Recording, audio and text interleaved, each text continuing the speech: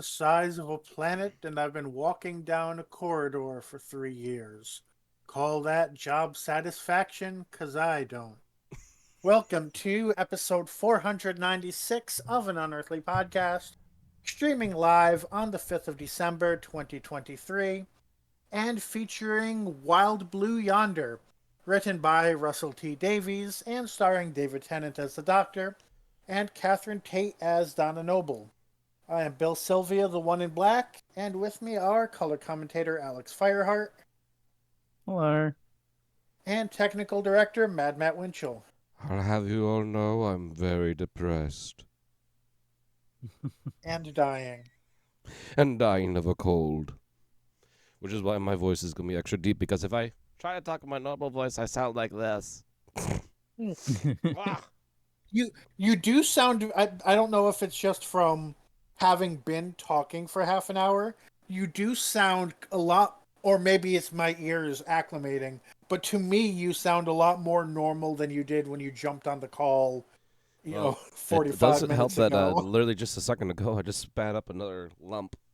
Oh yeah, that makes a big difference. Yeah, there's something in the back of my sinuses are still like trying to slowly drain and causing pressure on my ear. Which, by the way, I think it's not as bad, but maybe it's just because I have the headphones on. It doesn't notice it as much. But yes, I'm slowly dying. I'm slowly getting better, but it's still trying to kill me. Fuck you, disease. Fuck you, virus.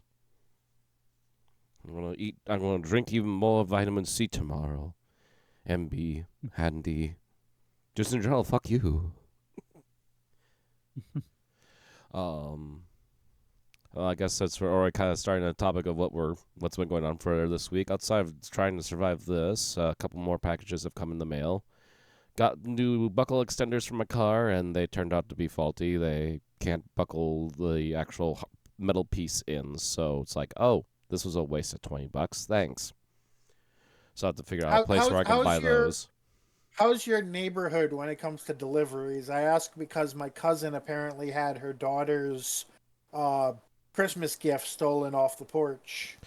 To be fair, I think a lot of our packages end up outside for whatever reason, and usually nothing's walked in like several years. So, this is a very small town, and people know enough to leave their effing stuff alone and keep their noses in their own business most of the time, unless something very obviously bad is going on. In which case, then expect Midwesterners to come out in action, About every other house has a shotgun, I almost guarantee it.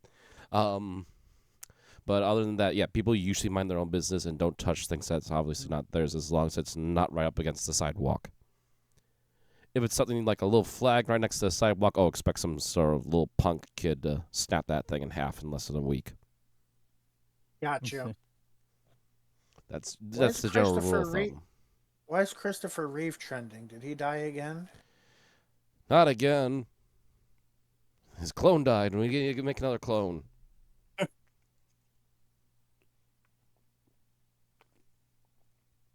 Maybe it's his birthday?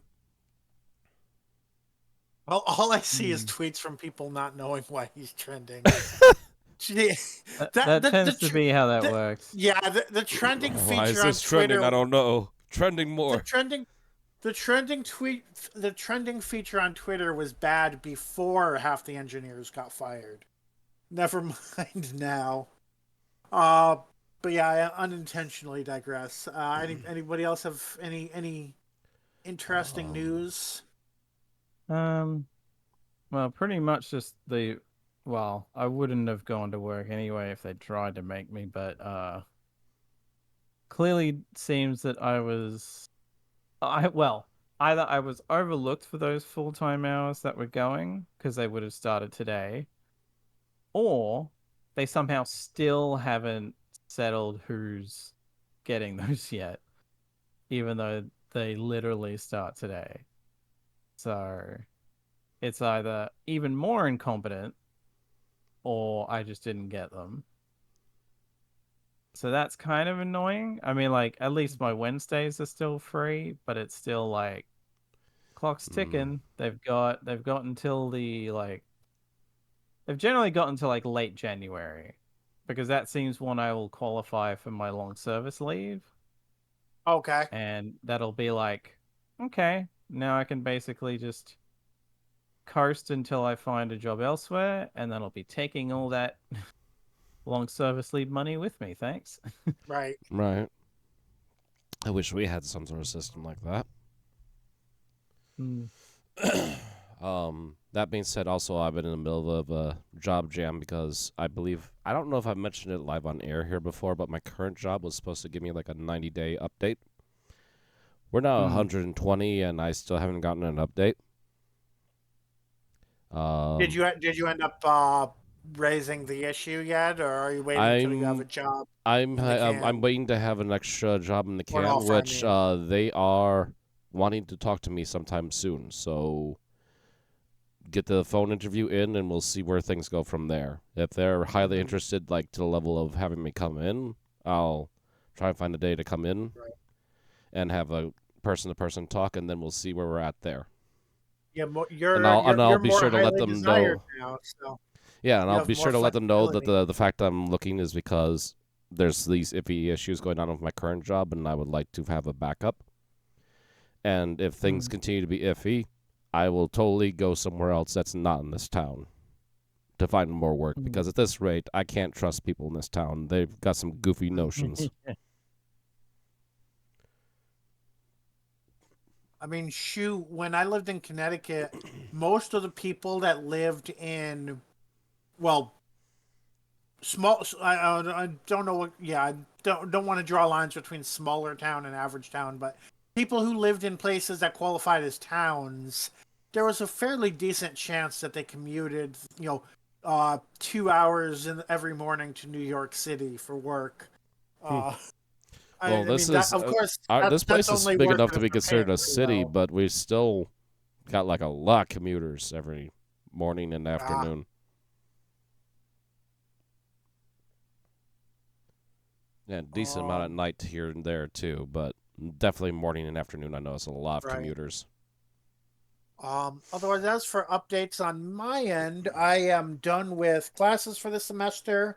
I've still got basically an analysis to write up and a grant proposal to write up as final term papers. And then I have an actual proper winter break. In the meantime, because I am not, well, partially because I moved this summer, partially because I'm not used to budgeting for once a month paychecks, I am completely broke and am probably going to live a week off of rice and beans.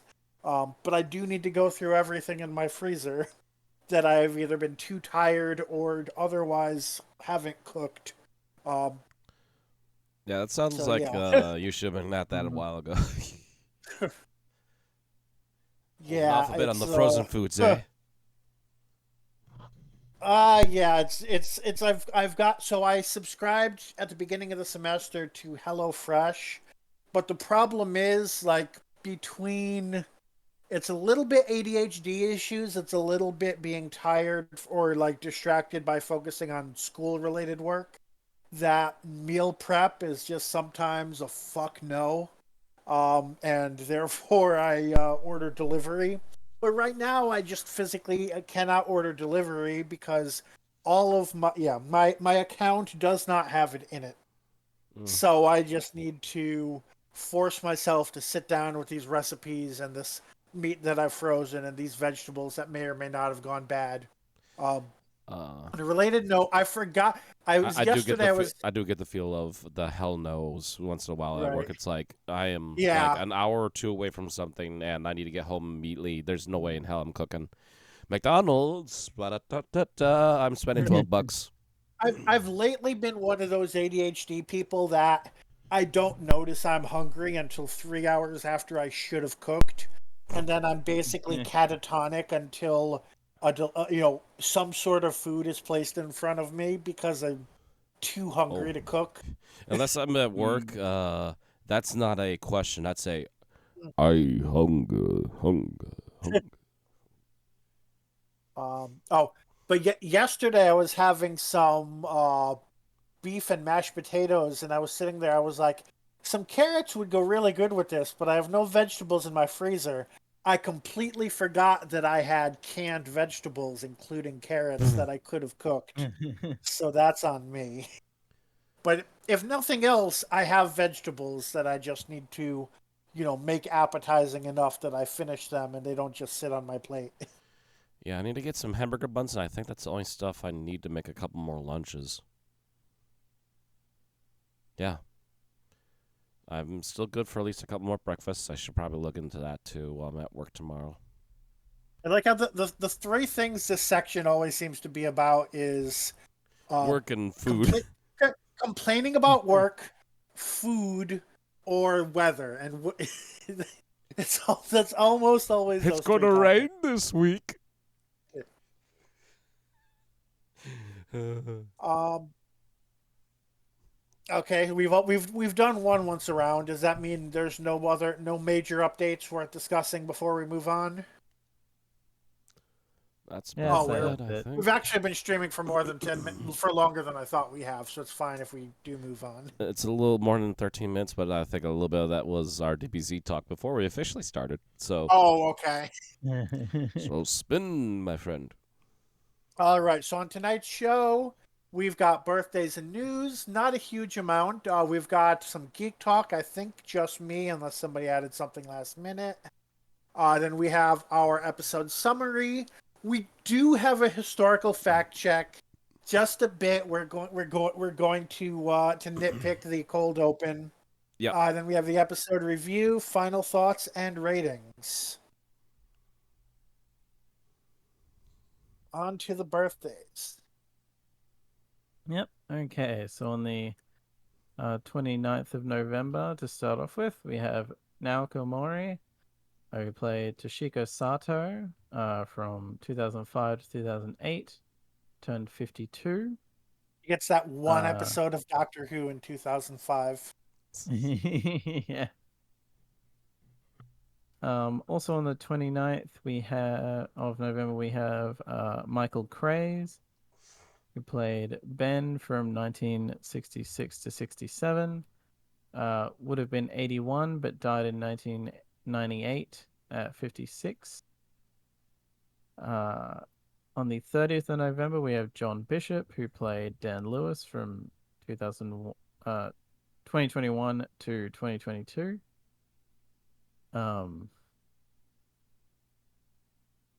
No mention of age. Oh, sorry.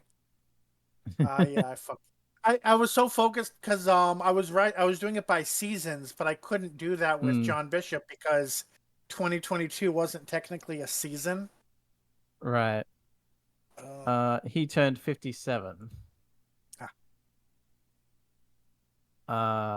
Moving on to December. On the 1st of December, we have 3 different birthdays. First up, we have Deep Roy, Yo. who played Mr. Sin in Talons of Wen Chiang, the Posca delegate in Mind Warp.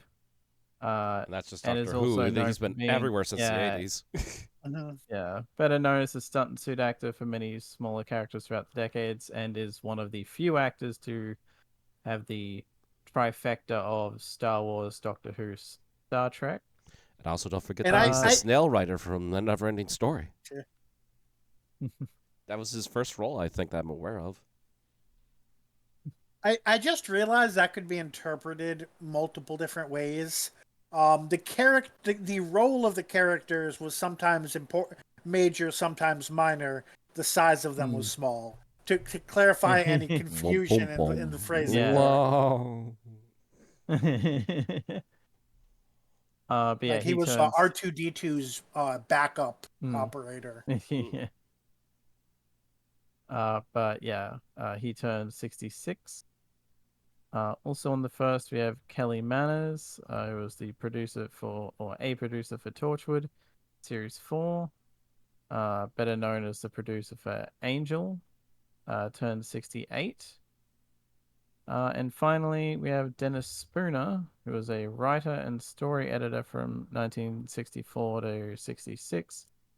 Would have been 91, but died in 1986 at the age of 53.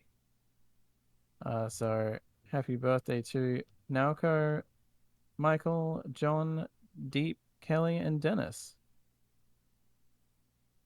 All right, moving on from there, we have our current episode news, starting with the ratings update for Wild Blue Yonder.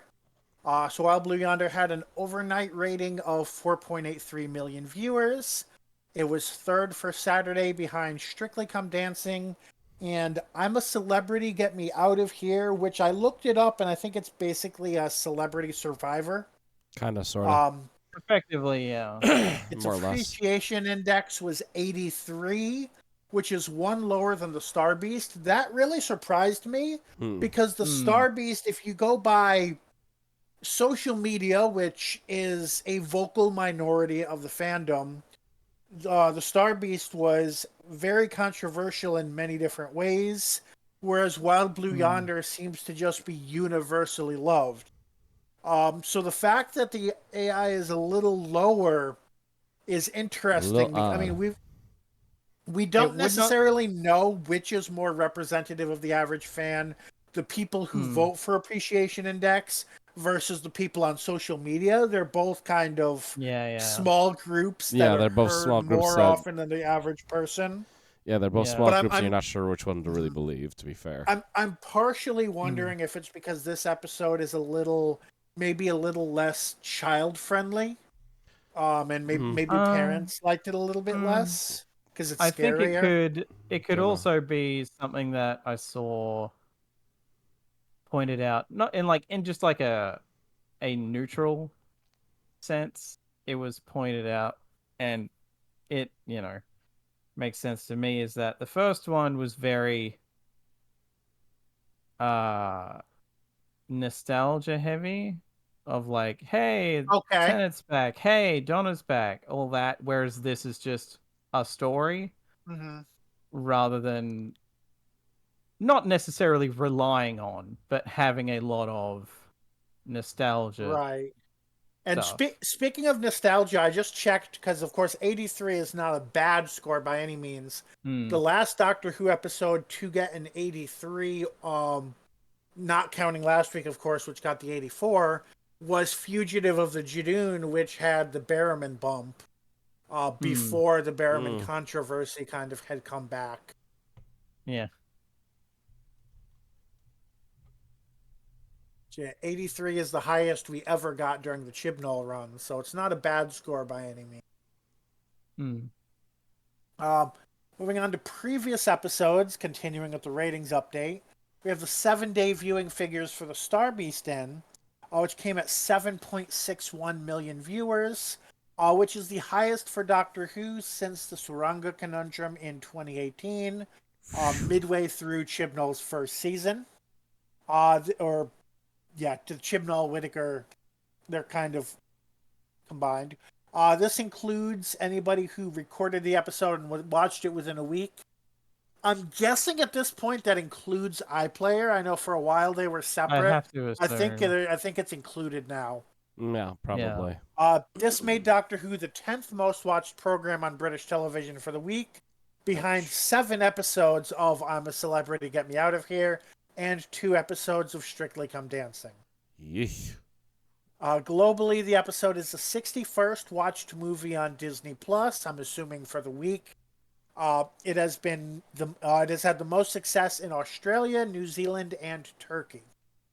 Which I think was the case last week. I mean, this is last week's, but oh, This you is know what I extended mean. numbers yeah, from we last have more week, but details. yeah. Like we only had It we only continues to had the just day grow. it came out. This we have the full week. Yeah. So like it would generally even- those countries stayed in the front running. It would potentially be better than 61st if Disney, did anything on Did the any kind app of to promote advertisement it. for it? Yeah. Yeah. Like again, I said it like when it was either when the Star Beast went up or when this did. There's like some Artful Dodger show that like Star does that gets put on this because we don't have Hulu. It took up 7 of those banner things, and then Indiana Jones, and then Doctor Who. So I'm like, what the fuck? You don't need 7 banners for one show. Maybe it Right. was an accident, but like it was just I ridiculous. believe when I went looking, there's a banner for Marvels, and then the only thing I saw Doctor Who was like a tiny thumbnail. I'm like, which one is that? Squint eyes. Ah, I second special. I know Okay. I watched it while it was airing in the UK. Like I had the event on Discord set, so as soon as my phone notified me to hey, the Wild Blue Yonder is starting, I loaded up Disney Plus. I had to search Doctor Who Special 2. Oh, no, I had to search Doctor Who S before Special 2 even popped up. I thought maybe it wasn't on the app actually, but then eventually it showed up. Like just searching Doctor was not enough to find it. We got to remember At this Doctor point, Strange. At this Right. point, it wouldn't shock me if they're just like not particularly fussed until like Until the there's an deal actual with season. yeah, either that Or or until the like specials are done.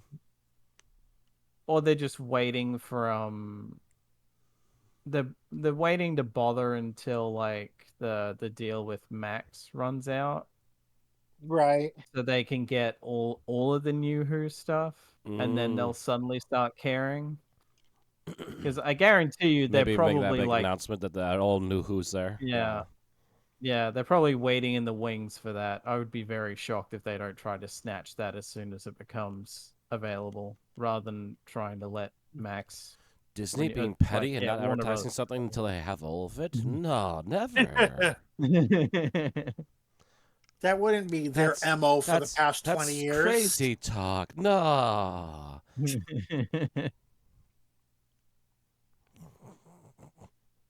I'm moving on to future episode news. We have a bit of unfortunate news about this coming episode. So, as a, I guess technically this week's episode, but the episode that hasn't aired yet. So of course we saw, and of course we're now entering spoiler territory for Wild Blue Yonder. We saw Bernard Cribbins as Wilfred Mott in Wild Blue Yonder. And he was scripted to appear in The Giggle, but unfortunately, we do have confirmation from Russell T Davies that basically after filming the scene that we have now already watched, is when Cribbins' health kind of turned toward the worse. We know that he died shortly after filming this. So he ended up not filming his scenes for The Giggle. Russell did confirm that there will be like dialogue mentioning that he's fine, the character is fine, but he does not physically appear in The Giggle uh, due to his health having Yeah. taken that turn that led to his passing. Mm. Once again, I have to return to I'll have you all know I'm very morbidly depressed. Mm. It was I so am sweet to glad see that him at the end there's of this episode, and now it's like, yeah, now I'm extremely sad because he's not actually going to be part of the episode. Right. yeah.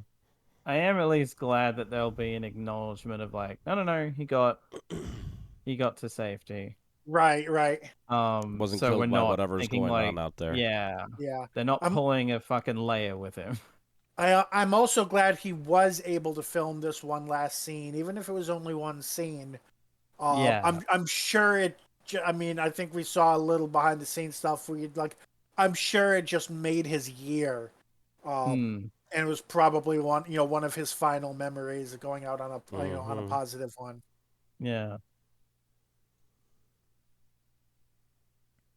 All right, so continuing with some less morbid news, we have some of the official details for the Christmas special, The Church on Ruby Road. I remember when this came out, I was joking that we now knew more about the Christmas special than about Wild Blue Yonder. Uh, so we have long ago on Christmas Eve, a baby was abandoned in the snow. Today, Ruby Sunday meets the doctor, stolen babies, goblins, and perhaps the secrets of her birth. Uh, so this is, I guess, Ruby Sunday's backstory. That she was dropped off, hopefully not by a wizard, uh, at a church, and was named You're a after wizard, the road Harry. the church was on. I guess technically it was Hagrid that dropped Harry off and not Dumbledore, but same difference. Um, yeah, we also have some a few more details and some photos. We have Davina McCall will be playing herself, and I had to look her up, of course, and she is a basically a reality TV presenter.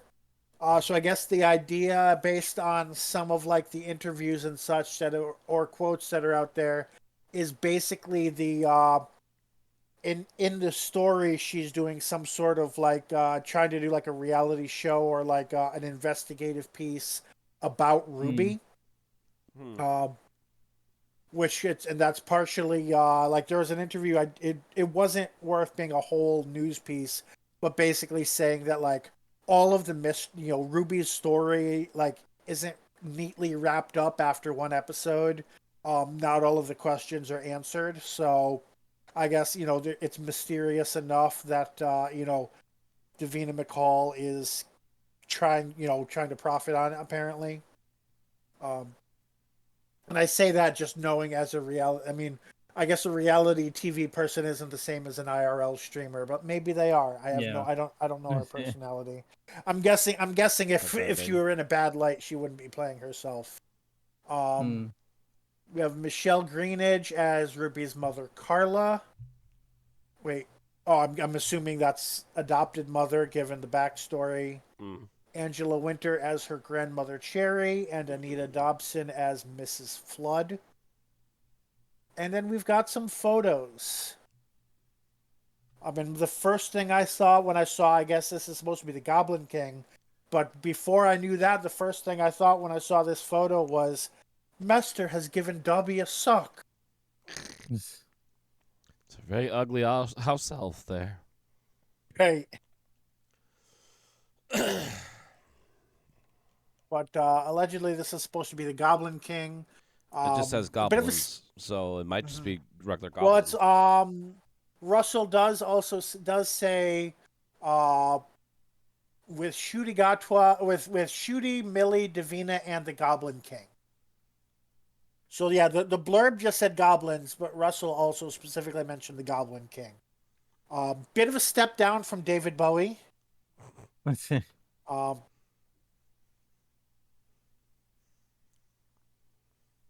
Dance, magic dance. Also, yeah, I hadn't scrolled up to look at that blurb when we were talking about it before the stream. So we do have confirmations that they're stolen babies. So yeah, this there definitely seems to be some labyrinth-esque storytelling going on. Any other thoughts on either the blurb or these photos? uh, not really. I just hope that this doesn't turn into another. Because, like, the thing of, like, ooh, this Impossible Girl baby story. abandoned. Yeah, that's what's got me nervous, is that this Mm. might be another one of those, and I'm sick of it. I don't want it, so I'm fingers crossed it's not, but we'll see. Yeah, Dooku seems to have an issue getting away from those stories. Let's Like, stop we having had a impossible break. people and just go with some normal people for at least a smidgen. Yeah. Like, we had normal people for Chibnall's run. It would be To be nice if fair, when we ICD have did the normal same. people, the entire internet is just like, oh, these characters. I mean, okay, develop. Well, yeah, I mean, there's a fine line between underdeveloped and Yeah. yeah. I mean, we had normal people the whole Chibnall run, and the complaint was that they were boring or wooden or not interesting Well, enough, it was and more That's so because of that we sloppy also writing. complained. they We didn't have also enough complained we time. wanted more development, but that's Yeah. yeah. Yeah, the issue was more 3 campaigns at a time should not be done in Modern Who.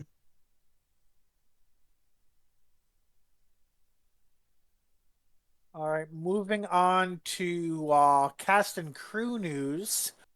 We have a brief bit on Karen Gillian, and I have no idea if this was a good source, but I couldn't find like a formal source.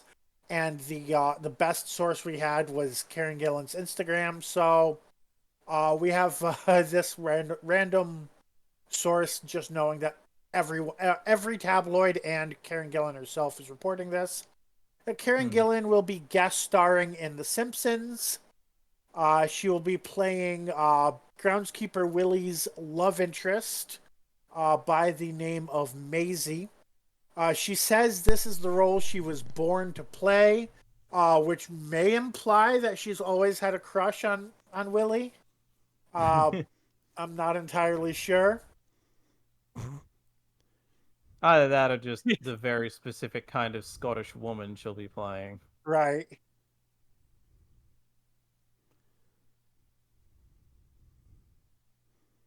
And yeah, the just because this is from a Scottish website, the article makes a point to keep referring to as a Highlander, which just kind of makes me think she's going to kill Willie and be like, "There can be only one." There can be only one's groundkeeper.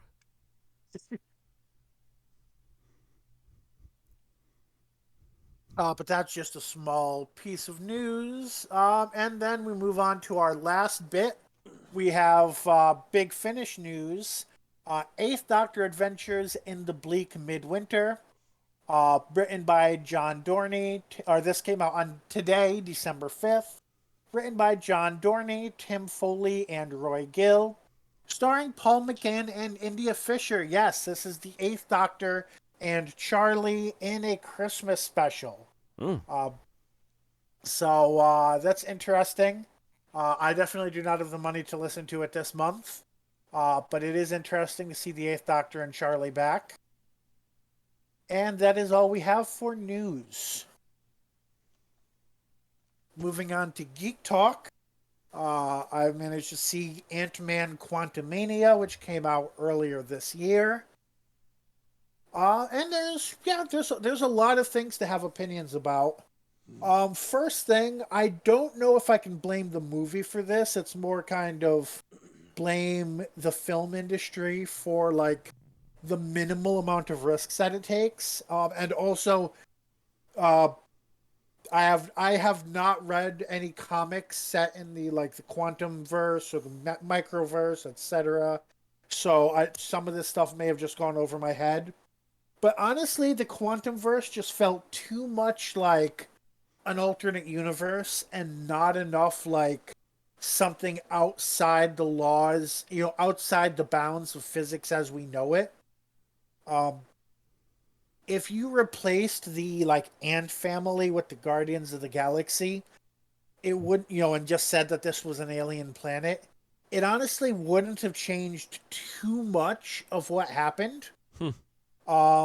Which I felt like physics should have been weirder. Like biology is weird, so that's cool. But you're smaller than quarks. Like the physics should be weirder.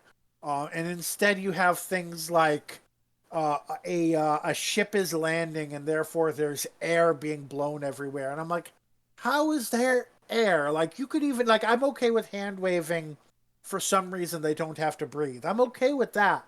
But why is there air if you're actually portraying air? Things like that is just I wish they would just make it weirder. Also, that doesn't add up with the previous movie. I don't think. I think that when they were in their previous, they needed to have a helmet on or they were fucked. Okay, you might be right. That said, I would say yeah, that's probably related. They do say that this was deeper than anyone except for Janet had ever explored before. So basically, they wouldn't have known. However, despite that, so that basically means you can assume that they're plank length at this point. Like they're super tiny. And yet somehow there's even a further quantum verse where Ant-Man has to shrink down super small to do something. And I'm just like, okay, why can they still get smaller in this? And again, I've never read an Ant-Man comic. Maybe when they're in the Quantumverse, they can still get smaller.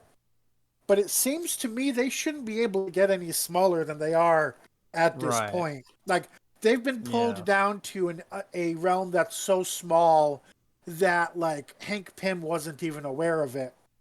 So it seems really weird that they can just still have all of their powers normally.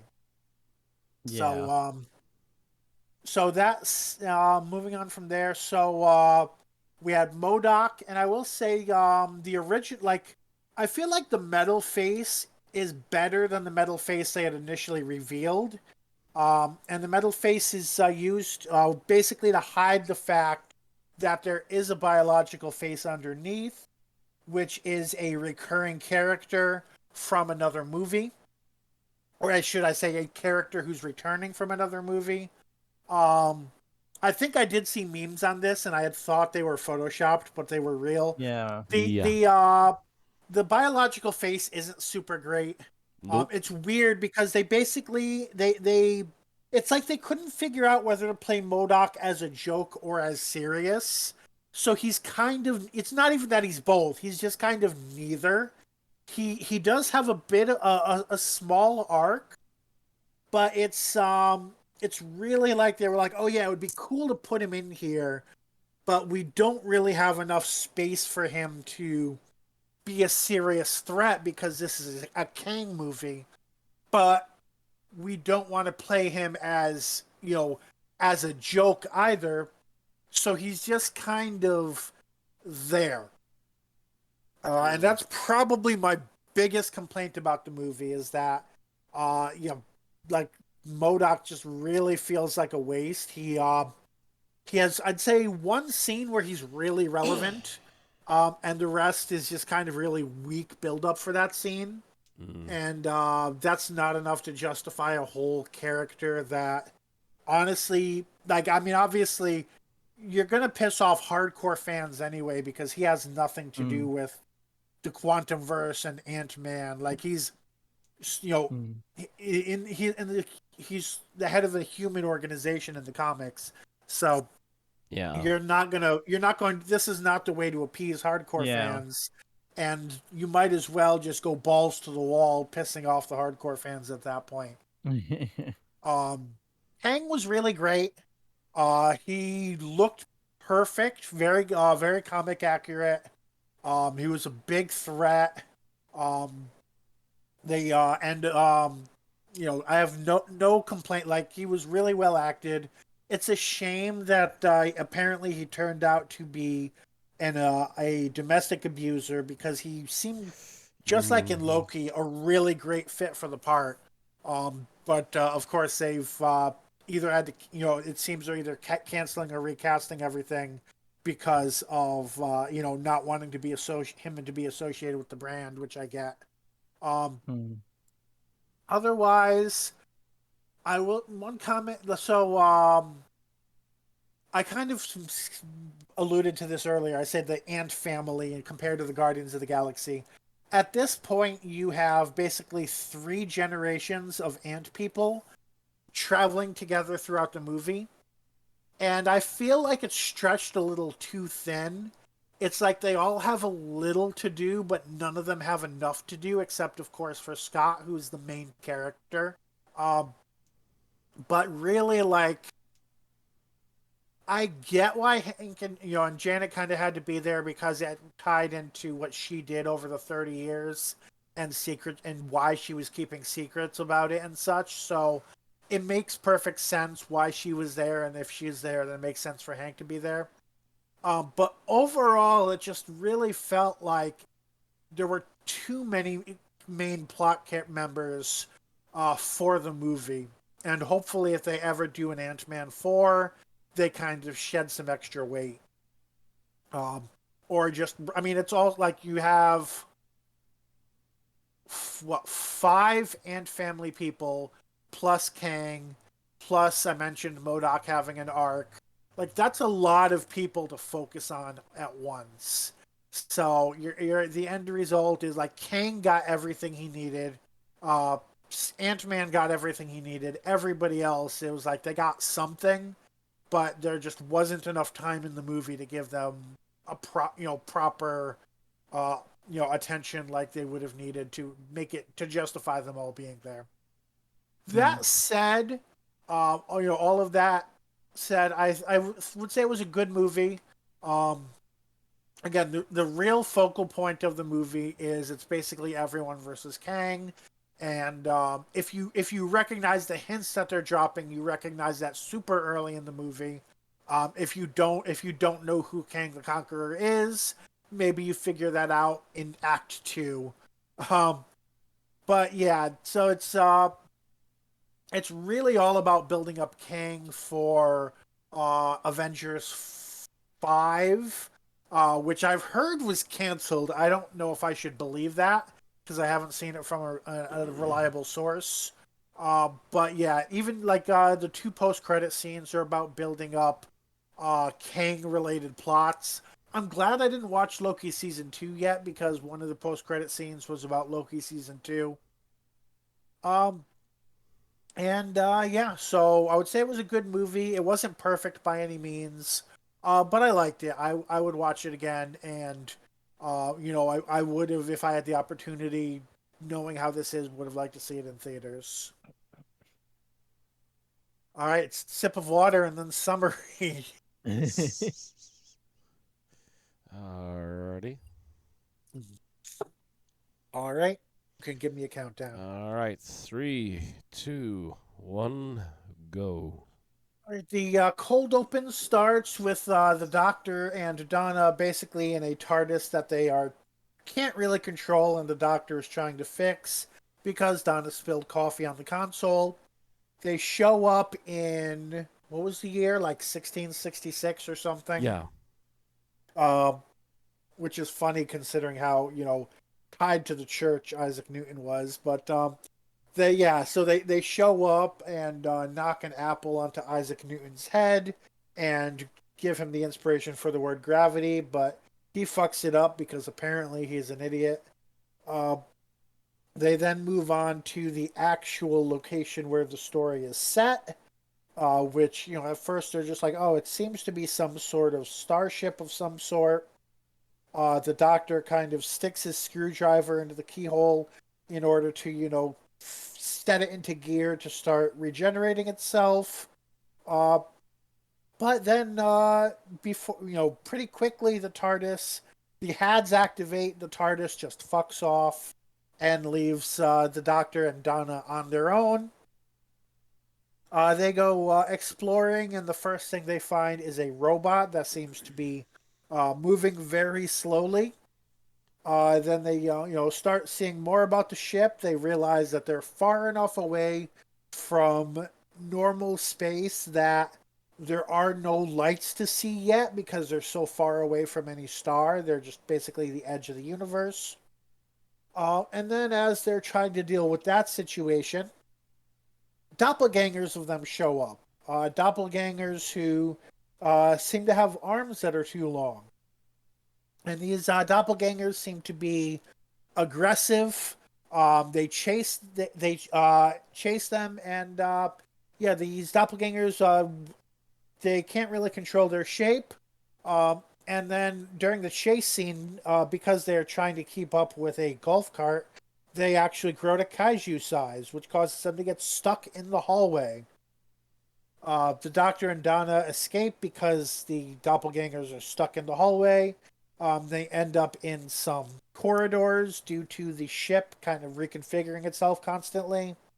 Uh, where there's a few different moments of, am I talking to the real? Am I talking to the fake? You know, we're trying to figure it out, etc. Rinse and repeat a few times. Eventually, the Doctor and Donna are together, and they're trying to interrogate these doppelgangers and figure out what they want. And they learn that these doppelgangers are they call themselves not things. They're created out of the nothingness at the edge of the universe. And it seems like what they're trying to do is take the Doctor and Donna's identities and the TARDIS so that they can go back to the universe and basically conquest or commit violence. Basically, from bad vibes that they had picked up coming from the universe, which apparently travel fast. Bad vibes travel faster than light, but good vibes do not, apparently, is how they kind of explain it. Throughout this interrogation, the doctor ends up. Well, first they find that the corpse of the captain is banging around outside, having killed herself apparently 3 years ago, which leads the doctor to the realization that, or leads the doppelganger to the realization that the former captain actually set the ship on a very slow self-destruct sequence 3 years ago that is now about to finish, with the goal of blowing up the knot things to keeping them from getting to regular space. The Doctor and Donna chase them to kind of stop them from stopping the self-destruct, uh, which they do slow them down enough. The TARDIS shows up just in the nick of time, saves the Doctor. The Doctor almost takes the wrong Donna, but then he takes the right Donna. They make it back to Earth in the present day, where they meet Wilf, who tells them that the next episode is starting. Everyone is going crazy. The end. 4 minutes, 39 seconds. I wasn't sure how much the stream was delayed. So it's like, oh shit, the stream I see is at 4 minutes, 30 seconds. I really need to end it. But I guess it's only a 5-second delay. Not bad. Bingo. All right, and now we wanted to do a bit of historical fact check, and I think Matt seems to have some comments he wanted to make about that. So yes, it's thankfully just a small scene with Isaac Newton, but even then they have some historical inaccuracies. The hair is right. I'll give them that. At least the hair seems to be right. We have several depictions of Newton that were made while he was around. I'm not sure about the clothing. It seems a little overly colorful for him. He seemed to enjoy blacks and maroons and browns a bit more. But also, the main thing, though, they very much changed his ethnicity.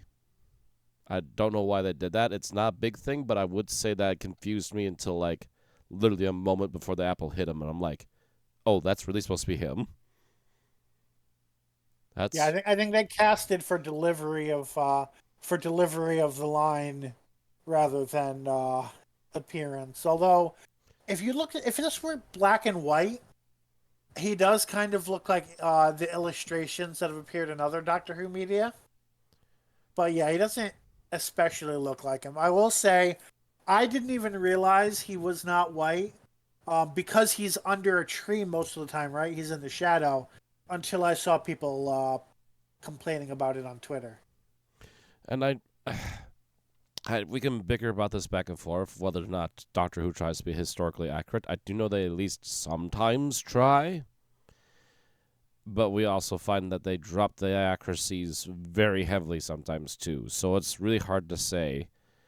Either way, it just seems a bit odd to, like, cast the way they did for him, but it's not like a huge issue. It's just one of those things where it's, okay, historical inaccuracy again. Shrug. It's not a huge thing to have to preach on about, but it's still a little odd. And again, I'm not sure about the clothing. It seems like, at least from what we have of the interpretations of him, the clothing seems like time period right, but maybe not his particular look. I don't know. But yeah, I know I was confused, and I believe Alex said they were confused as well. I was going to wait for Alex to say something, but they're muted, so possibly AFK.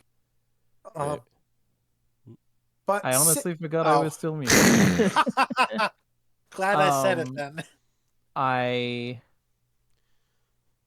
I was very not sure where we were supposed to be necessarily or something because of the ethnicity. Like, it's like, there are going to be assholes that'll be like, oh, Doctor Who's being too woke or some bullshit like that. Oh, no, it's like, those people are all saying, well, what if they cast Malcolm X as white?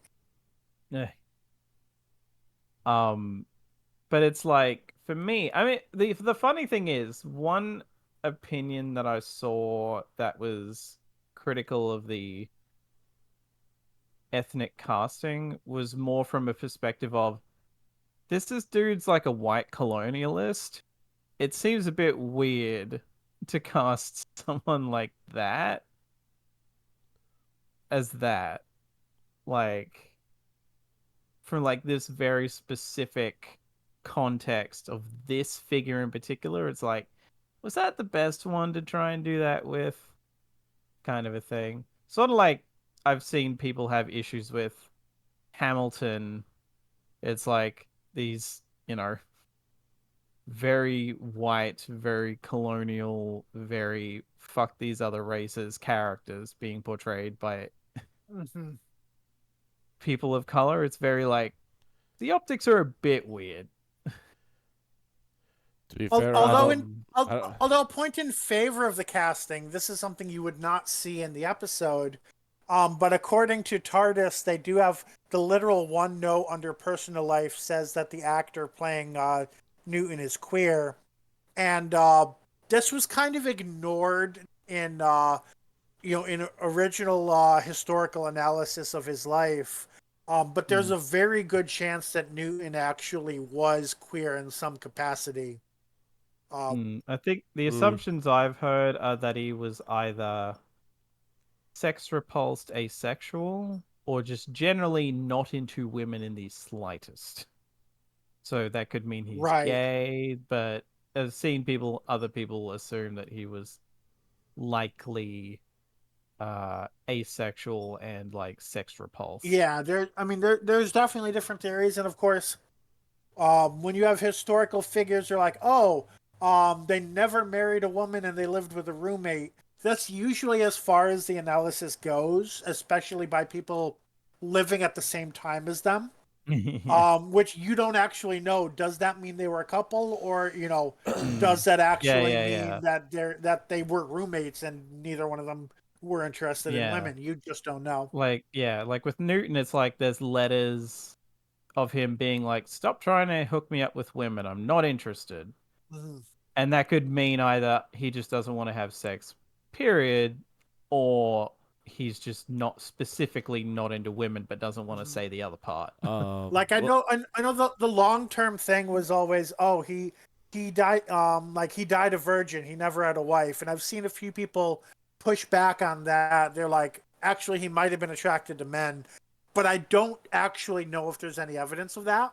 Either Right. way, And even if if he he's like, ace or if he's attracted to men, either one of those is under the queer right. umbrella.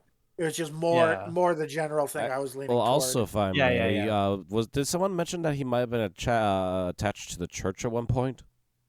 I do believe so. It's my memory's a little fuzzy, but I do believe he worked for the church in some capacity.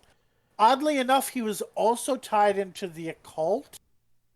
Um, and I'm not enough like I what I like I yeah, I would have to actually read an Yeah, you'd have article to to straighten out refresh those my facts because memory. also I would argue that Mhm. if he was heavily attached to the church, he might have been pulling Mhm. essentially a monk number where True. he was just vowing to be celibate. You never know. Right. Yeah.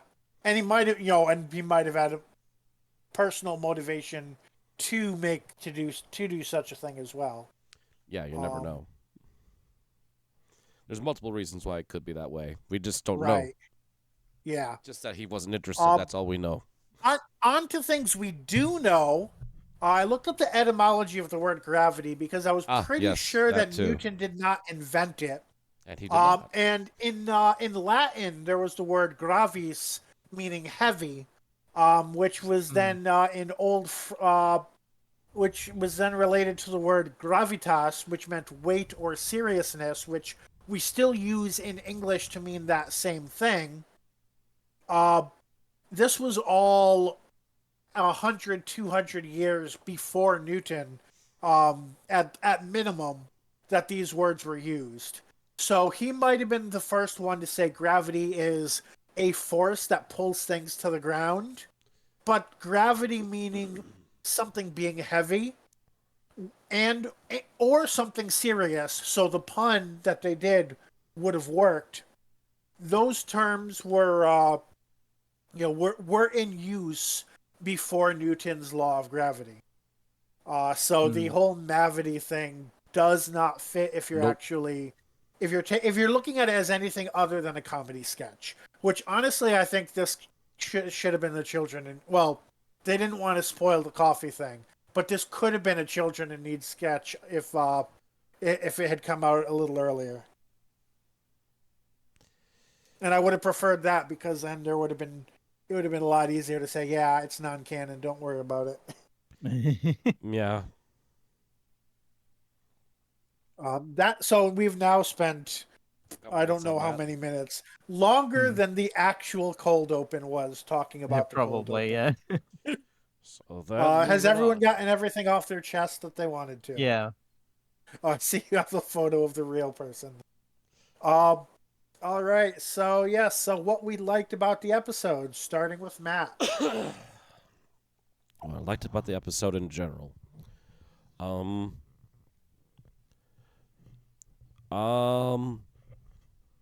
Honestly, I found this is basically essentially a corridor episode, and the basic story for itself is actually pretty good. We've done some similar stuff on a The very basic story meaning the thing, except in space instead of Antarctica. more or less. Although the thing would have needed a body to get into first, so there was no dead body for it to hop out of and grab them. True. Yeah. No assimilating. And yeah, if they did grab them, then there wouldn't have been clones. So it's not quite apt. I guess I was more thinking of we have to stop this from reaching society or it could destroy the world sort Which of thing. is, again, something they've done. Matter of fact, actually, I think something they did the same season that they had Donna on. The one where they're out in that crystal field. Midnight. And it's, midnight. Yeah, so people there's some, I mean, I don't know how many people are talking about this. I've seen at least one person I wonder if this is actually a sequel to Midnight and they're just not going to tell us whether or not it is. Because you could believe that it was the same creature, but there's obviously no strong evidence either way. There's not enough strong evidence because this thing was making its own physical form, whereas that one was taking bodies. That was more like the thing. Yeah, the generally the main difference is that the entity or whatever from Midnight was taking advantage of the fact that the Doctor wouldn't shut up, and in this case, the Doctor's inability to stop thinking almost screws it over. Mm-hmm.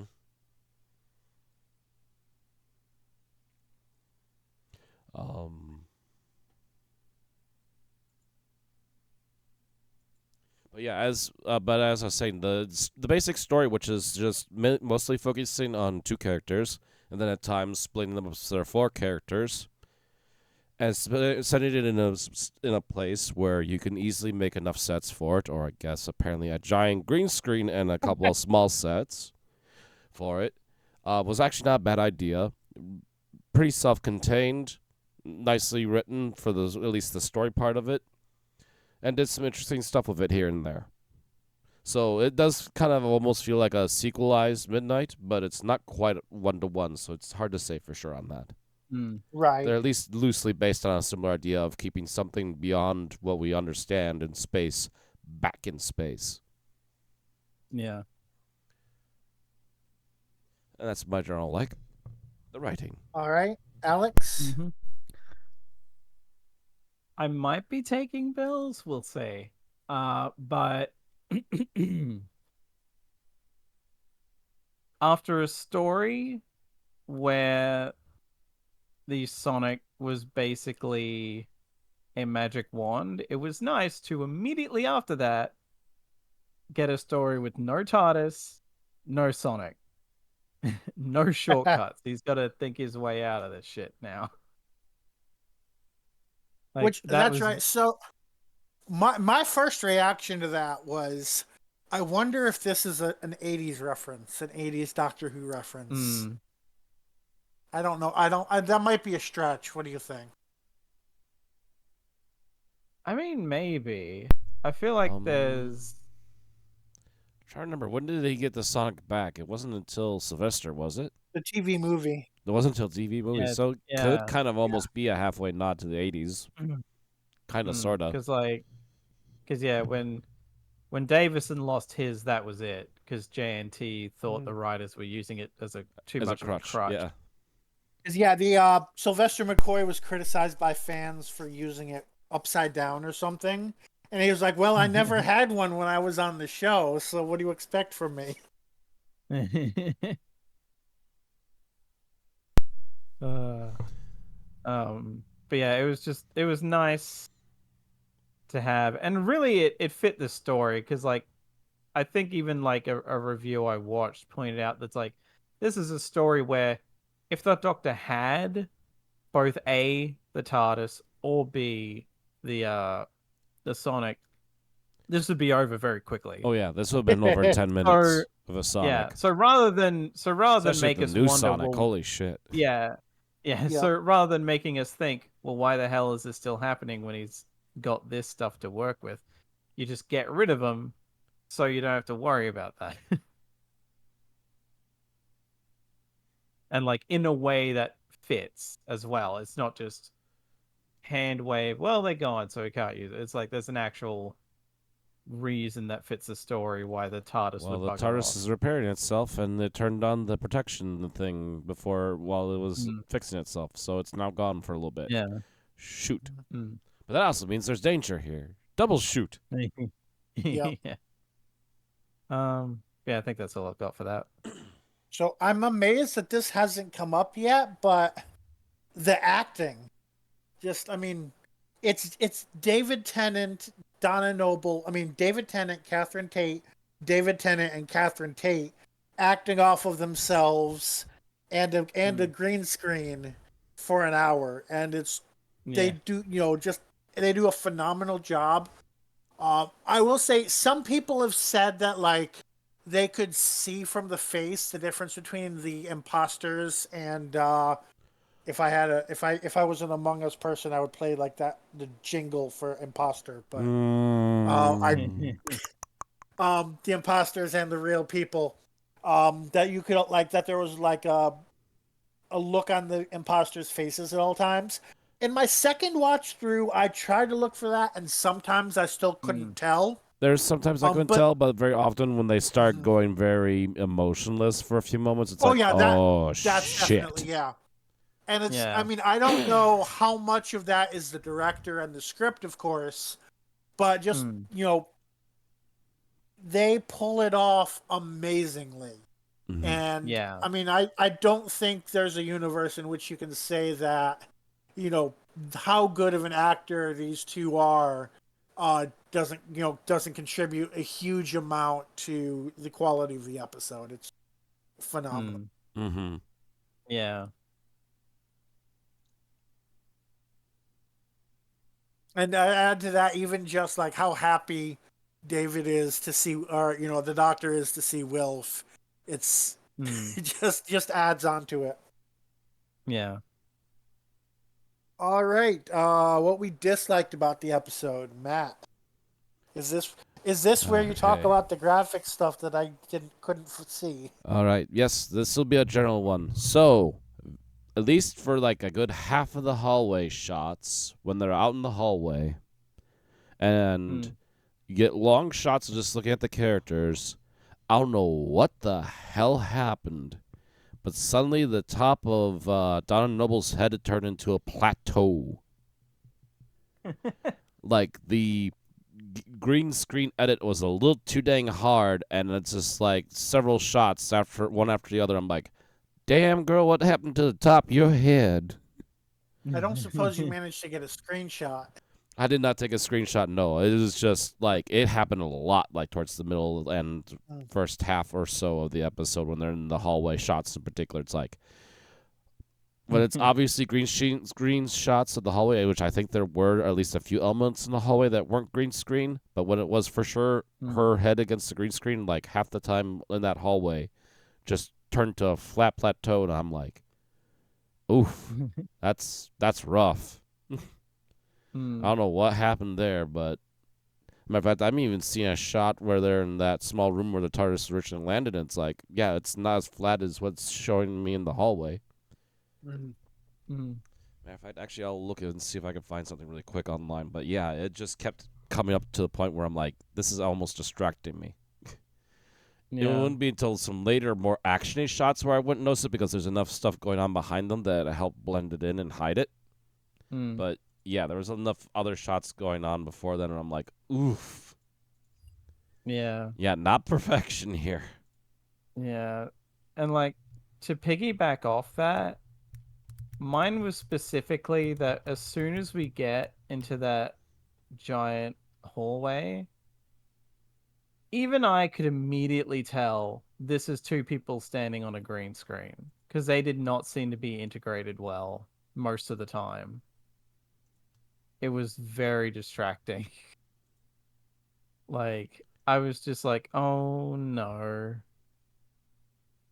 I can tell that this is just two people on a green screen. This is not working very well. Like, I don't know what it was. Maybe it's just because it was so bright.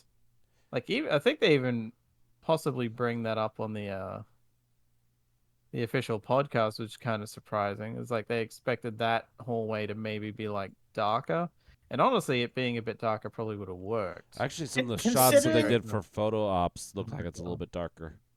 considering how much they talked about, oh yeah, the ship is powered down. You know what Yeah, doesn't say powered down? All the Lights. yeah, lights on full yeah, brightness.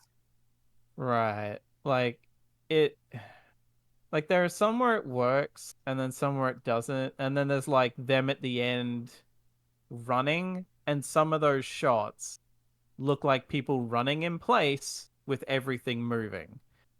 And this isn't the friggin' 60s or earlier, so that just looked very. Or like a comedy or a low budget thing where, like, well, they're not going to be able to do whatever. And it's just like, it makes me kind of wish that with the. I get that they, obviously they were never going to build that giant fucking hallway for a one off Doctor Who thing. But, like, even if they built, like, certain section, because, like, as much shit as the Star Wars prequels get, you look at behind the scenes stuff of that, there are things where he built like entire sets and then like the window to the outside is a green screen. Yeah. Mm. There's some So rooms where it like was still a green screen yeah, window or with like everything else. yeah, like stuff that the actors are going to directly be up against would usually be there are entirely green screen sets in that. Like the Tantive 4 is entirely green screen, I think. But like, you know, Palpatine's office. Like either all of that is, or at least up to a certain height, it's an actual set. I believe And all of yeah, it to be is. fair, that's Star Wars. This is Doctor Who. But I'm not saying build like that entire hallway. I'm saying build like a small section of At it. least build enough of a section of it that you feel like the characters are actually there. Yeah, that you can like redress slightly depending on how far Which down the section it hallway they're is, yeah. supposed to be. Yeah, like you don't even have to build like those piston-like things that go Yeah, all the the way up to piston the things could ceiling. You just don't be an have to. effect Yeah, like that you that add could be later, like yeah. but just something that they're actually Mhm. interacting with to a Enough point. of it, yeah. Yeah, So it so, is so there's something noteworthy can. that apparently the inspiration for this episode was that he specifically wanted to do a green screen episode because RTD said he was inspired by Underworld, which is Hmm. infamous for its bad CSO, Yeah, pulled off in the days when it always looked like shit. yeah, which is funny because on that official podcast they're like, well, Doctor Who had never done stuff with green screen before, which I guess is technically correct They had never because done the as Pertwee much era for was sure. yeah, because technically what they were using in the Pertwee era was blue screen, and there's some very obvious blue screen in the Pertwee era. Mm-hmm. Yeah, but there wasn't like as much in one story as there was in Right, Underworld. right. Yeah, in Underworld, entire segments were shot on blue screens. As a matter of fact, multiple Right, different yeah. blue screens to do multiple different things at once. Yeah. But yeah, it's just like, ooh, that could have been. And like normally I probably wouldn't harp on that as much. Like there are certain effects in like early in New Who's run where I'm like, I'll let it slide. This was early in the run. They didn't have anywhere near as much money to work with. Now Any Disney money is in any play. any You don't have non-Dalek enough effect money. in series 1. Right, yeah. It's like now you've got Disney money to work with. There's not as much of as an excuse. Even if it's not like a shit ton of Disney money, it's still Disney money. It's going to be better than BBC was giving them. So, yeah. And the funny thing is, a lot of the other effects didn't bug me as much, even though I've seen some people complain about some of the CG in this. I didn't mind the CG as much. It's just that the very obviously on a green screen Yeah, where it's they very obvious clearly green been screen stuff. integrating Some of well. the weird distorted stuff actually worked out really well. Hmm. Especially when they're going completely bonkers in the hallway and starting to Yeah. malform and change. That Yep. was Hmm. that started hitting almost nightmare fuel in some spots there. Yeah. Especially the shot with Donna Noble with the giant grinning evil teeth. It's like holy shit. Yeah. Mhm. Hmm. But yeah, I think that's all I've got for that. So Without tangent. I'm actually going to use because I've been going back and forth on what I wanted to mention or what was actually just a nitpick in one scene, and I'm actually going to say because this kind of bothered me a bit, uh, too much use of the prosthetics early on. So like the first shot of Donna's arms being too long is amazing. It's at first it seems to be a visual illusion. She can actually hold her arm up instead of dragging it on the floor. It's it's scary. You're trying at times you're like, what are you looking at? And then pretty much every shot after that, they're like, oh, we're dragging our arms on the floor. And I really wish they had taken a lesson from the 80s and just been like, okay, if this arm is not a fully functioning puppet, so we are going to use it very sparingly. We're going to have scenes where it's not, you only see part of the hand and we hint at it being too long, things like that. I wish there was a lot more of that sort of direction rather than just we're going to use the prosthetics in very bright light and have the camera really focus on the fact that they're just dragging on the floor. Sorry for that beep, folks. I was actually finally capturing a photo of what I wanted to show you guys. Ah, Oh, god dang it! This is what it turns out as. Yeah. Curse Yeah, you, that'd be- uncopyable. yep. Yeah. And I remember you telling me that that never happened on your computer. Well, it's a first time for anything. Yeah. Damn you, Disney. Um. I can't get an image for this. But yeah, I found Yeah. literally one of the shots, and it is very flat. I've tried a couple of different things, and that was causing an alert on my end. And so sorry, folks, I if you guess got if you spooked. just yeah. I guess if you give us a timestamp, we can check for ourselves. Where is this? This would be 1731. There's like a couple of them in quick succession where you just see her head looks really awkwardly flat and then round, even slightly rounded on one side even.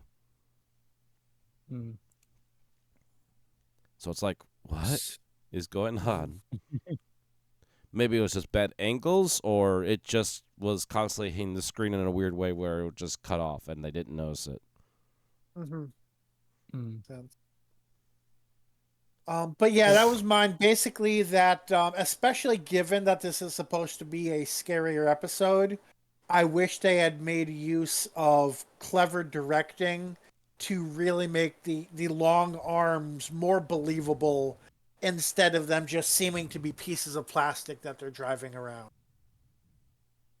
I mean, carrying around, dragging. Dragging is the word. Not driving and not carrying, dragging. All right. Favorite scenes, Matt.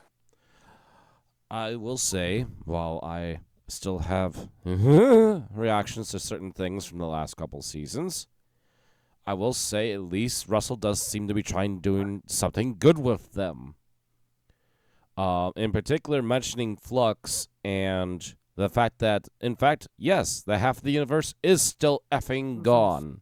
And it technically, Yes. on at least a monochrome of a level, might be partially the Doctor's fault. And he doesn't know what to do about it. And it's eating at him. Yeah. He hides it. He hides it a lot, and he hides it well. But when it comes up and he's in the hallway by himself for a few moments and has a moment to think, he has a freak out we haven't seen in a while. Yeah. Yeah. And you can tell it's still eating at him. And he has a freak out. He calms down. He refocuses and gets back to the issue at hand. I don't Yeah. think we've really seen a Doctor just like vent their rage like that since Peter Capaldi. Yeah, not since Peter.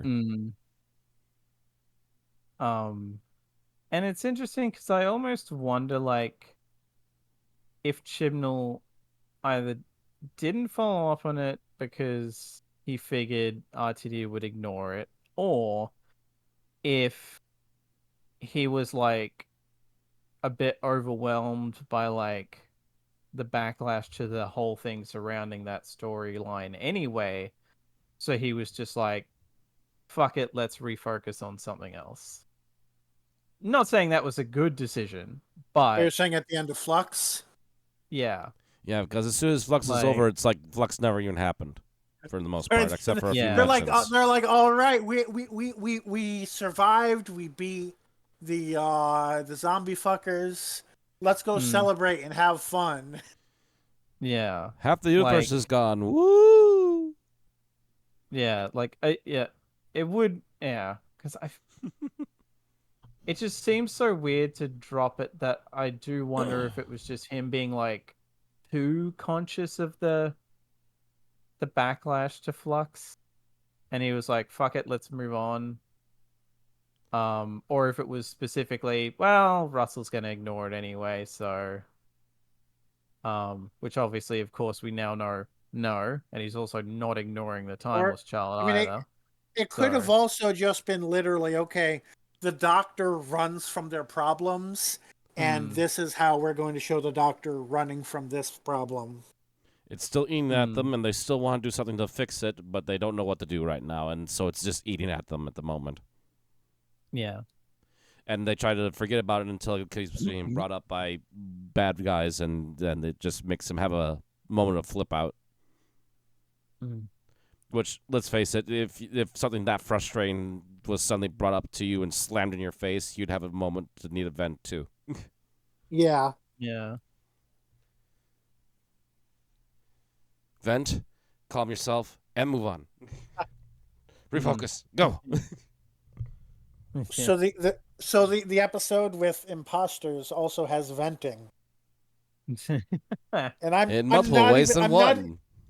I'm not even a person that makes Among Us jokes, but especially since Miles mentioned Among Us in his blog about this episode, and I can't not see it now. So does this mean they're going to kill off a bunch of VTubers on the ship? I mean, there's got to be a horse VTuber that we can say the captain is, right? I don't know of a horse one off the top of my head, actually. I mean, there's got to be a BoJack Horseman stand that made a VTuber model based off of a horse head. I don't know of a horse one. I mean, know not of a even dog one who's absolutely adorable, and she loves playing it, and she especially loves getting her chance to be evil too. I mean, her evil laugh, her cutesy evil laugh. I just assume all VTubers are evil. That's got to be true, right? Oh, heck no. Maybe the English ones. I mean, there are that many furries who do that kind of stuff as well that it wouldn't shock me if there was a horse out there somewhere. Oh, yeah. Yeah. Wouldn't that surprise me either on that one. Anyway, was that all of yours, Matt? Yeah. I just wanted to say, that one particular scene in particular was like, oh, God, I miss this level of acting. Yes, please. See, now it's hard to pick mine because there's one that I'm like, there's the elephant in the room one, or do I go with something else? Because there is more than just one, but I'm like, oh, you know what? I'll leave it in case it's Bill's, so I'll go with a different one, I'm unless trying this to remember if I ends up had picked one accidentally while being it. watching, because giving the summary kind of wiped all of my review opinions out of my brain.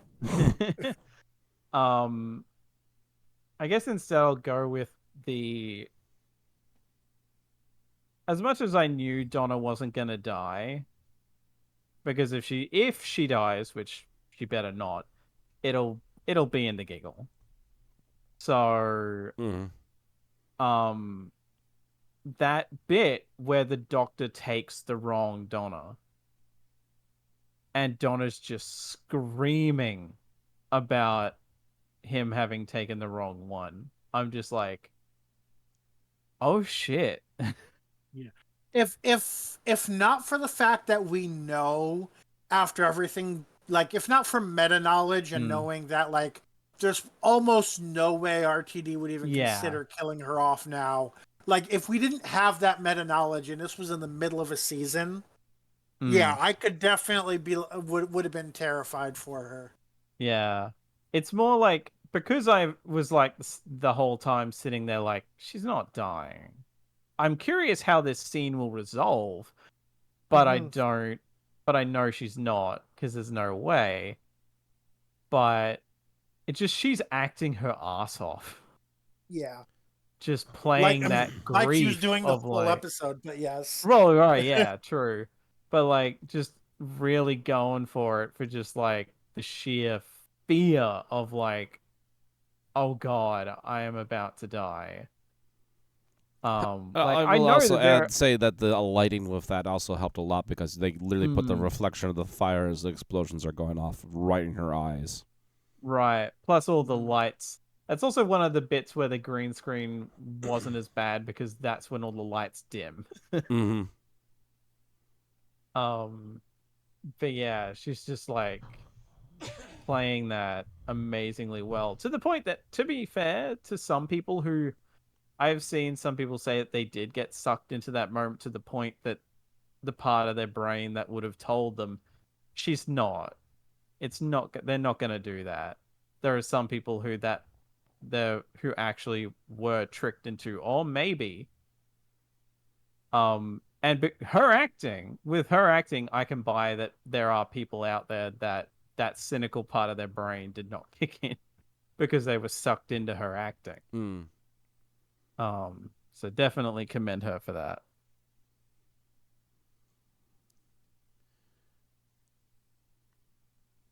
All right. So it's on to me then, and I think Mm-hmm. even though I already have talked about it, and I probably, if I had planned ahead, would have saved talking about it, I'm going to go with the scene where we first see the imposters.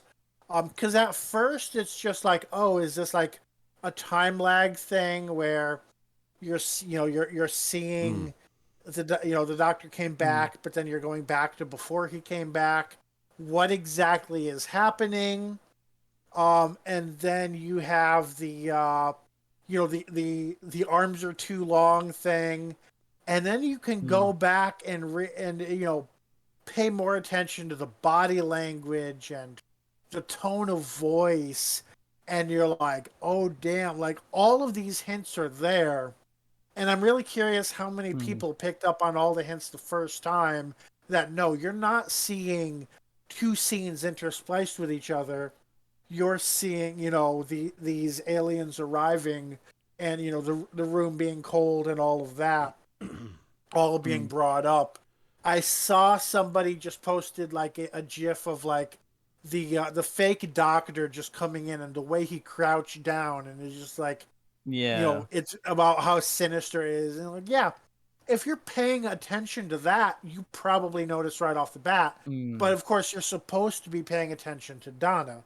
And there's a Right. lot of moments like that in the episode in general, but especially in these Mm. scenes where, you're supposed to be paying attention to the doctor while Donna's being shifty. you're supposed to be paying attention to Donna while the doctor's being shifty. And then, but if you know to look for it, it's all there, and it's all super creepy. Yeah. And I guess Yeah, I'm before not we sure move which on, I'm not sure which happened first, but I remember it was either when they showed the Donna walking in on the doctor, or when the doctor mentioned his arms is too long. I'm like, wait, what the fuck is going on? yeah, Yeah, I mean, at first you're just like, oh yeah, he's saying his arms are too long to do the filing work with Donna or something, or like, and I mean, Or and just some sort Donna of was in just like, joke, and then I'm like, wait, no, that doesn't sound and right. Even as an and in joke. Donna's Yeah. always joking, oh, you're too tall and skinny, Yeah, but yeah, the intonation, I mean, yeah, and I something think still felt off. the first time I was like, oh yeah, he's so like mentally exhausted. That's why his tone of voice is like that. But it still started to feel weird as he repeated it. No, I got it as soon as he first mentioned it. I'm like, wait, something's off here. No, that ain't right. He doesn't make tall or skinny jokes about himself. That's usually just Donna's thing, even if it's an in joke. Yeah. I guess the scene that I was going to go with, but was unsure whether or not Bill would bring it up or not. The scene with Wolf. Oh.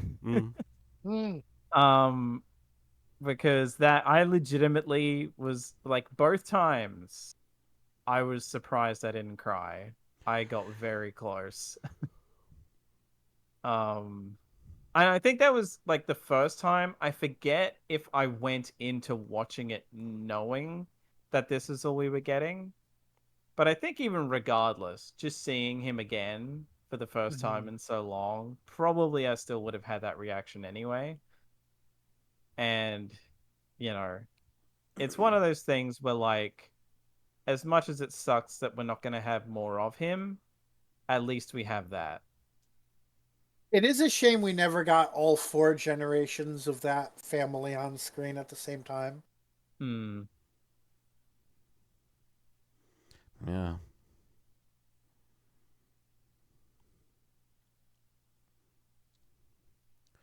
All right.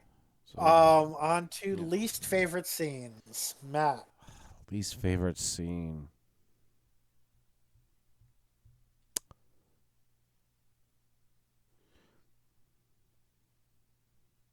Trying to think. Oh, didn't we just have a hissy fit last episode about why our bridges suddenly all constructed with a glass wall in the middle of them? And this episode did it again? To be honest, it almost looked like it was the exact same one. Yes, that was also my thought too. It's like, did they just redress the exact same goddamn room to look like the bridge instead of the central engineering area of a ship? Oh, right. Oh, yeah, when we were talking about the engine room. Okay. Yeah, last time. Yeah. You said bridges, and I was sitting there, I was like, does he mean a bridge crossing over water? But now I know what you're talking We're about. on a spaceship, Bill. Chop, chop. Yeah. I know. That's why I was confused. But yeah, you were talking about like when they were in the engine room and there was the stupid wall in the middle. Yes, why did we do this again? I understand wanting to have some sort of way to stop them and have a moment, but obviously RTD recently watched Wrath of Khan, and he just wanted to repeat that scene over and over. Revenge is a dish best served cold. It's very cold in space. I mean, pretty much now we need to have it glass happen in the walls. giggle because of the rule of threes. Another glass wall. The doctor turning to Donna, you have been and shall always be my friend. Actually, that would be almost perfect. Then he does a regeneration. True. Although people putting together scenes with the background are thinking it might happen at the unit HQ. Doesn't stop them from having a glass wall. Or I guess it's a unit. Is it a helicarrier? Whatever it is. Yeah. Whatever unit base it is. Hmm.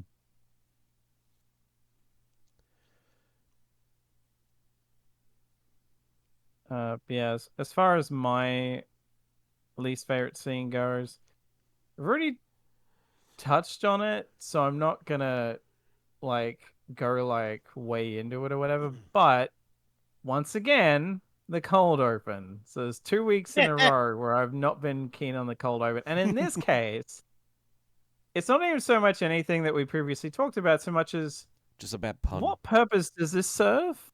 To say a bad joke and then run off again. Like, what? Right. Like Why? that, yeah, that's literally it. There's like, and the funny thing is like a review I watched made a good point where it's like, if this had been tacked on near the end, not like the whole thing, but like part of it had been tacked on near the end and had been like, whoops, we accidentally ended up here instead of in front of Wilf. That would work a bit better because it would be levity after we've been through all this. But then you But wouldn't right have at gotten the 3 Mavity references throughout the right, episode. but like having it at the start is like, oh no, the TARDIS is exploding, but we've got enough time to stop here for a sec. That And reminds then me, go for the somewhere else. next 3 years, if the word gravity is used, it's worthy of criticism. But yeah, it was just this felt like this we didn't even really need a cold open for this episode, unless what they could have done was, because this is the 60th, do a classic Who and have the cold open be the end of the Star Beast, where it's just replaying Donna throwing coffee on the console and then go into the credits to treat it like this is a 3-parter Right. thing. Like it's And Rose like Skull's 3-parter and this is part 2. Even though they're different names for each special. Right. Like, I don't think they'll do it for the Giggle. I would be shocked if the Giggle has a cold open, because this goes directly into that.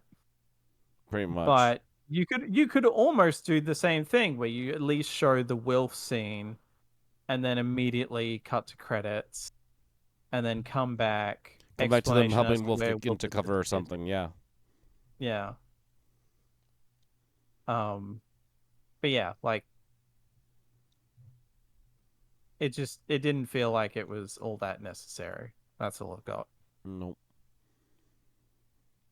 Bill? So I have been thinking, because I have a lot of like, oh, I have a little nitpick about this scene, I have a little nitpick about that scene, but I'm going to go with the scene where they find the camera drone, because that actively fucks up the story later on, and there's no real purpose for it, because they didn't need a drone to know that they were on a spaceship. There were lots of ways to know that they were on a spaceship. But what that drone should have done was notify them that there was a corpse bobbing around outside the ship. And they didn't. So yeah, because they activate it and then basically never use it again. Yeah.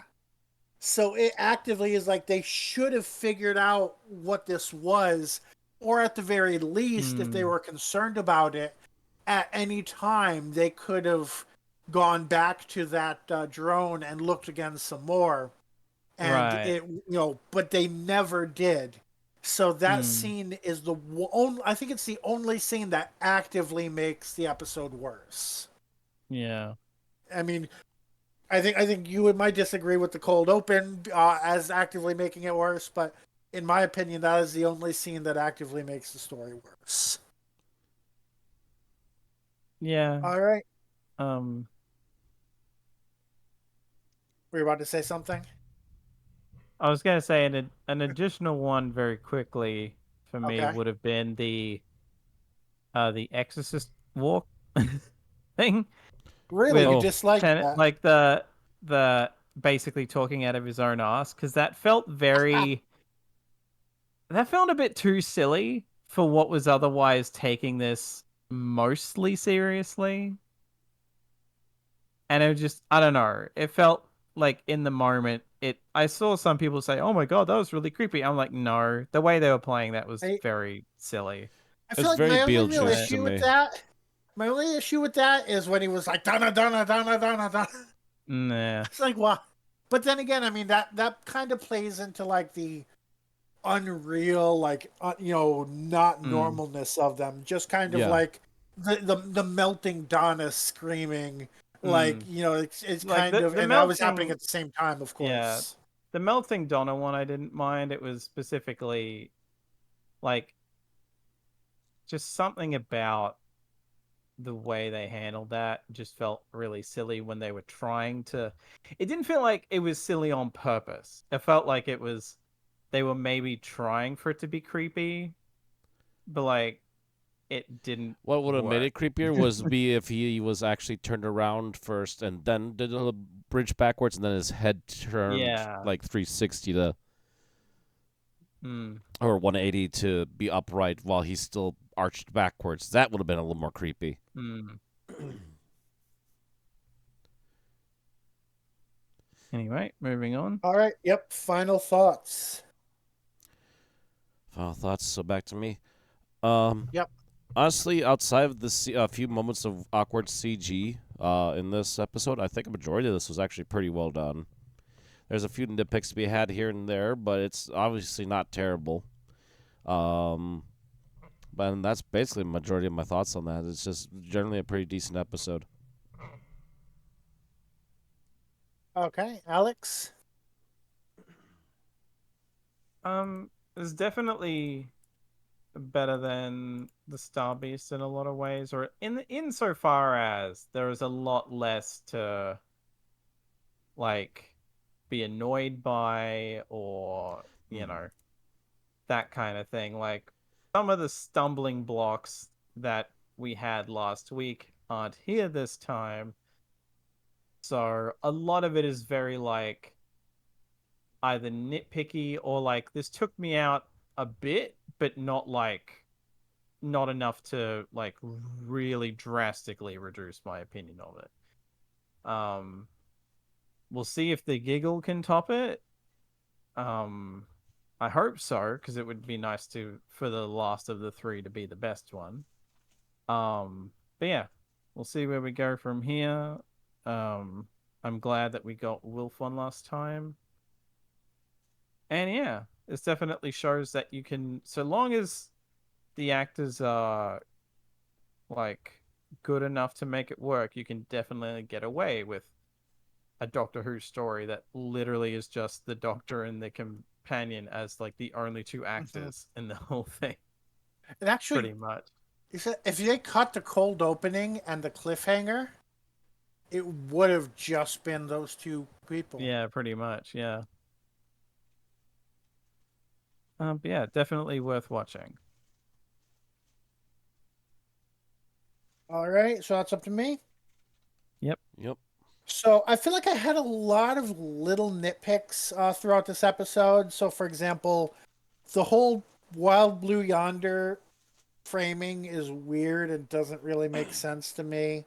Uh, Especially since they're in the Black Yonder, if anything. The fact that the Doctor is still saying things like, "Oh, is that the kind of man I am now?" even though he's not the 10th Doctor, and he's, it's not like he's freshly regenerated. Uh, Watch next story. He says something about not being ginger. Um, and Uh, there was an oh yeah, I mean, and there's I think a couple more that are not in my mind at the moment. Little nitpicks that I was almost like, oh, is that going to have to be my least favorite scene? And I actually did have a least favorite scene, but I really was almost thinking that like playing the Wild Blue Yonder song might have to be my least favorite scene because this is a really good episode. It's it's the acting is amazing. It's scary. The directing, as we discussed, Some of it might have been budget related, but in general, the directing maybe could have used some tweaks. But all in all, I think this is a very good episode. Uh, I'm just gonna repeating myself at this point. So I'm never good at final thoughts. So on to ratings. I'll give this one a 4. 4, okay. Yep, we're hopping up an entire grade. Alex. To that end, You also I hopping feel up like an entire grade?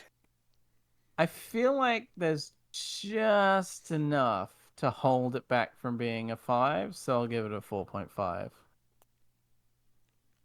Okay.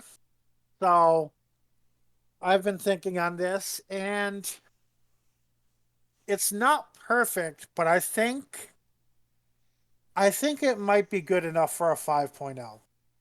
Especially since we don't give like 0.25s.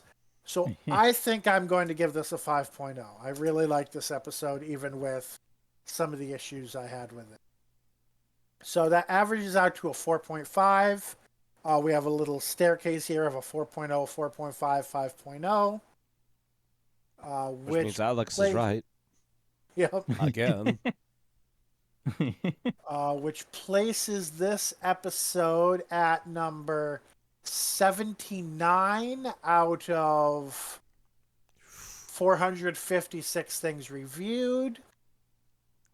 That's a hard fight right there. On par with, let's see, a lot of things. It is on par with the Utopia trilogy, Zygon Invasion, Zygon Inversion, New Earth, Enlightenment, Resolution, Mission to the Unknown, The World Enough in Time, Thin Ice, The Ribos Operation, The Invasion, The War Machines, The Woman Who Fell to Earth, Rosa, The Seeds of Doom, Paradise Towers, Fury from the Deep, and that's all the regular episodes. It is not as good as Bells of St. John, The Ambassadors of Death, Image of the Fendal, Creature from the Pit, Greatest Show in the Galaxy, Magician's Apprentice, which is familiar, The Invasion of Time, The Ghost Monument, or The Talons of Wang Chiang, or The Seeds of Death. Probably could have done a little few fewer than that. And it is better than The Green Death, The 11th Hour, Rise of the Cybermen Age of Steel, Partners in Crime, The Time Warrior, The Haunting of the Villa Diodati, Face the Raven, The Edge of Destruction, and Father's Day.